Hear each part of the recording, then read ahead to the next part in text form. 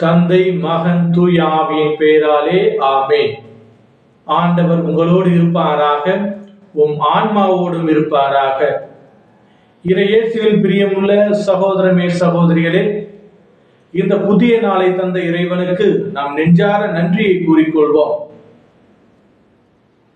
நீர் யார் என எனக்கு தெரியும், நீர் கடவுளுக்கு அர்ப்பணமானவர், மெஸ்ஸியா. தீய ஆவி பிடித்த ஒருவரை இயேசுவிடம் கொண்டு வருகின்றார்கள். அவர் அந்த தீய ஆவியை கடிந்து கொண்டவுடன் அந்த தீய ஆவி அவருக்காக சாட்சியம் பகர்கின்றது. இன்றைய நற்செய்தியானது மார்க் எழுதிய நற்செய்தி 1வது அதிகாரம் வசனங்கள் 21 28 முடிய உள்ள வசனத்தில் இயேசு ஒரு அதிகாரம் கொண்ட புதிய போதனையை தருகின்றார். அதுவும் சாத்தானுக்கு எதிராக. இந்த அதிகாரம் கொண்ட புதிய போதனையை கண்ட மக்கள் வியப்பில் ஆழ்ந்து அவர் மீது விசுவாசம் கொள்கின்றார்கள் என்ற ஒரு உண்மையை நமக்கு அறிவிக்கின்றது. இங்கு நாம் தெரிந்து கொள்ள வேண்டிய விஷயம் என்னவென்றால், சாத்தானின் சாட்சியத்தை இயேசு விரும்பவில்லை. நீர் வாயை மூடி இவரை விட்டு அகன்று விடு என்று அதிகாரத்தோடு போதிக்கின்றார். அவர் எதிர்பார்க்கும் சாட்சியம் மனித உள்ளமே. மனிதருடைய சாட்சியத்தையே அவர் விரும்புகின்றார். மனித உள்ளத்தில் அவர் நிலைத்திருக்கவே விரும்புகின்றார்.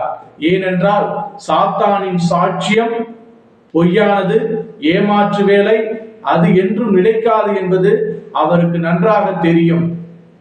அன்புமிக்க சகோதரமே சகோதரிகளே, நாமும் பல நேரங்களிலே சாத்தானின் பிள்ளைகளாக வாழ்ந்து கொண்டிருக்கின்றோம்.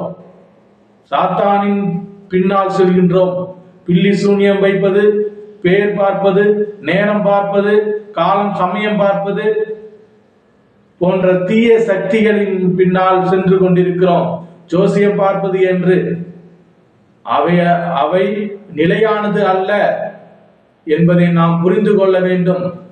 இயேசுவே உண்மையானவர், அவரே அனைத்திற்கும் முதன்மையானவர்.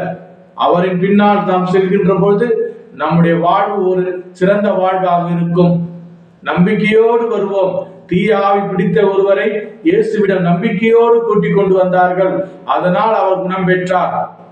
நாமும் அதுபோல நம்பிக்கையோடு இயேசுவின் பாதம் சரணாகதி அடைவோம், குணம் பெற்று செல்வோம். இந்த புதிய நாளிலே இறைவனுடைய ஆசீர்வாதம் நமக்கும் நம்முடைய குடும்பத்தில் உள்ள அனைவருக்கும் கிடைக்க சிறப்பாக ஜெபிப்போம். நம்பிக்கையோடு நம் புதிய நாளை தொடங்குவோம். இறைவனுடைய ஆசீர்வாதம், அன்பும் நம்மை ஒவ்வொரு நாளும் காத்து வழிநடத்துவதாக. ஆமென்.